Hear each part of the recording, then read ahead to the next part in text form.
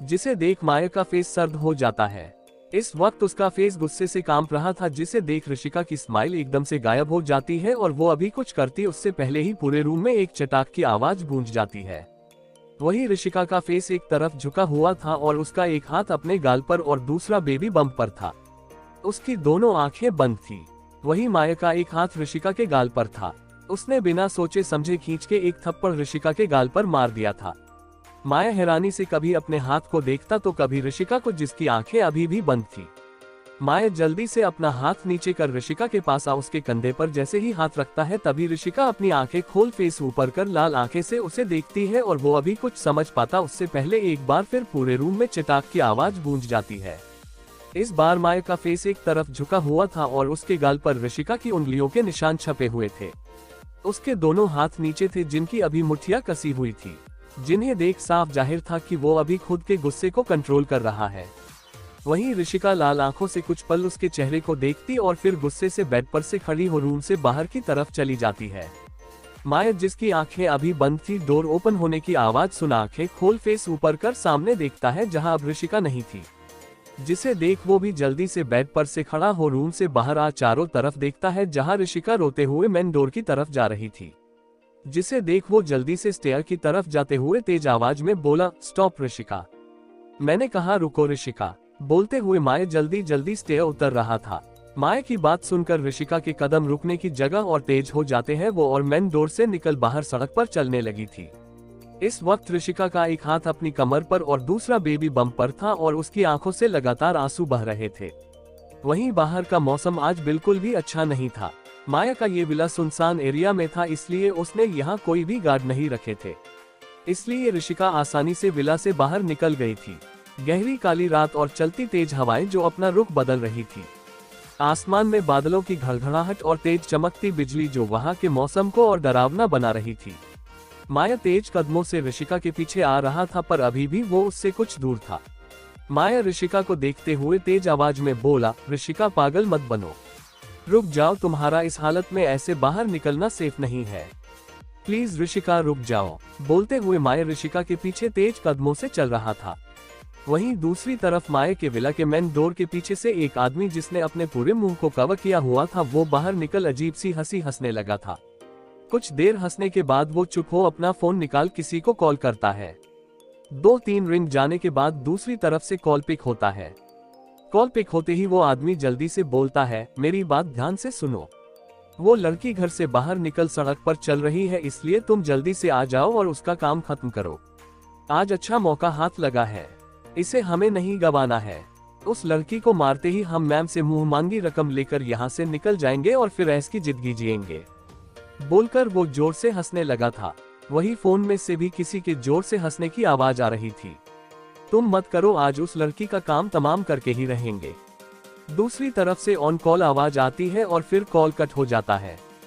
Call cut होते ही वो आदमी जिसने अपना मुंह कपड़े से कवर किया हुआ था वो खुद से ही बोला, बस कुछ देर और उसके बाद सारी परेशानी खत्म। बोलकर वो एक बार फिर पागलों की तरह हंसने लगा था। वही माया तेजी से ऋषिका के पीछे जा रहा था पर वो अभी भी उससे कुछ कदम की दूरी पर थी। माया लंबे कदम लेते हुए जोर से तेज आवाज में बोला, स्टॉप ऋषिका, पागल मत बनो, रुक। अभी उसने इतना ही बोला था तभी उसे सामने से फुल स्पीड में ट्रक आता हुआ दिखाई देता है, जिसे देख माया के फेस पर एकदम से डर के भाव आ जाते हैं और वो वही रुक कर ऋषिका की तरफ देखता है जो अभी भी सड़क पर चली जा रही थी। जिसे देख माया तेजी से उसकी तरफ दौड़ते हुए चिल्लाकर बोला, ऋषिका साइड हटो, सामने से ट्रक आ रहा है। माया की बात सुन ऋषिका सामने देखती है जहां वो ट्रक उसके नजदीक आ गया था। तभी ऋषिका की एक जोर की चीख उस पूरी सुनसान सड़क पर गूंज जाती है। वो ट्रक फुल स्पीड में ऋषिका को टक्कर मारने वाला ही था। तभी माया ऋषिका के पास आ उसे दूसरी तरफ धक्का दे देता है पर वो खुद साइड हट पाता उससे पहले ही वो ट्रक आकर उसे टक्कर मार तेजी से वहां से निकल जाता है। तेज टक्कर लगने से माया कुछ फीट ऊपर की तरफ उछलकर धड़ाम की आवाज के साथ नीचे सड़क पर दूसरी तरफ गिर जाता है। वही वो ट्रक ड्राइवर रिव्यू मिरर में से पीछे देखता है जहां माया बेजान सा सड़क के किनारे पर गिरा हुआ था। जिसे देख उस ड्राइवर के पसीने छूटने लगा था और वो जल्दी से अपना फोन निकाल अपने साथी को कॉल करता है। कुछ ही देर में दूसरी तरफ से कॉल पिक होता है। हेलो, अरे यार बहुत बड़ी गड़बड़ हो गई, वो टक्कर उस लड़की की जगह बिग बॉस को लग गई। अब मैं क्या करूं, मुझे कुछ समझ नहीं आ रहा है। अगर मैडम को पता चल गया कि मैंने बिग बॉस का एक्सीडेंट कर दिया है तो वो मुझे जिंदा जला देगी। बोलते हुए ड्राइवर के डर से हाथ पैर कांप रहे थे। दूसरी तरफ से उसके साथी की हैरानी और घबराहट भरी आवाज आती है, क्या ये तूने क्या कर दिया? तुझे पता है ना नताशा मैडम बिग बॉस के लिए पूरी पागल है। अब तुझे कोई नहीं बचा सकता, इसलिए तू यहाँ से जितना जल्दी हो सके ये शहर छोड़कर भाग जा, वरना तेरी मौत पक्की है। बोलकर वो आदमी कॉल कट कर देता है और वो ट्रक ड्राइवर अपने साथी की बात सुन जल्दी से ट्रक से नीचे उतर वहां से जंगल की तरफ चला भाग गया था। ऋषिका, जिसने माया के धक्के से खुद को बहुत मुश्किल से संभाला था, धड़ाम की आवाज सुन उसके हाथ पैर कांपने लगे थे और वो पीछे की तरफ मुड़कर देखती है, तभी उसकी एक जोर की भयानक चीख डेविली वहां चारों तरफ गूंज उठी। वही माया सड़क के किनारे पर बेजान सा गिरा हुआ था। इस वक्त उसका पूरा शरीर खून से लथपथ हो रखा था।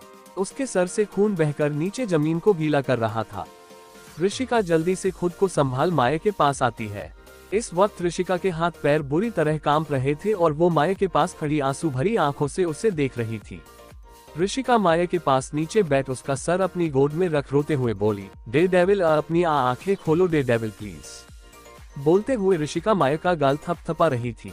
आसमान में जोर से बिजली चमक रही थी। तभी बिजली चमकने पर उसकी लाइट में ऋषिका की नजर अपने कपड़ों पर और नीचे मिट्टी पर पड़ती है जो अब तक खून की वजह से लाल हो चुकी थी, जिसे देख ऋषिका की आंखों से आंसू और तेज बहने लगे थे और वो जल्दी से माया के सर को अपने सीने से लगा लेती है और रोते हुए चिल्लाकर बोली, डेविल उठो प्लीज डेविल आंखें खोलो। बोलते हुए ऋषिका बुरी तरह रो रही थी। माया कोई रिएक्ट नहीं कर रहा था। उसे देख ऐसे लग रहा था जैसे अब उसमें जान ही ना हो।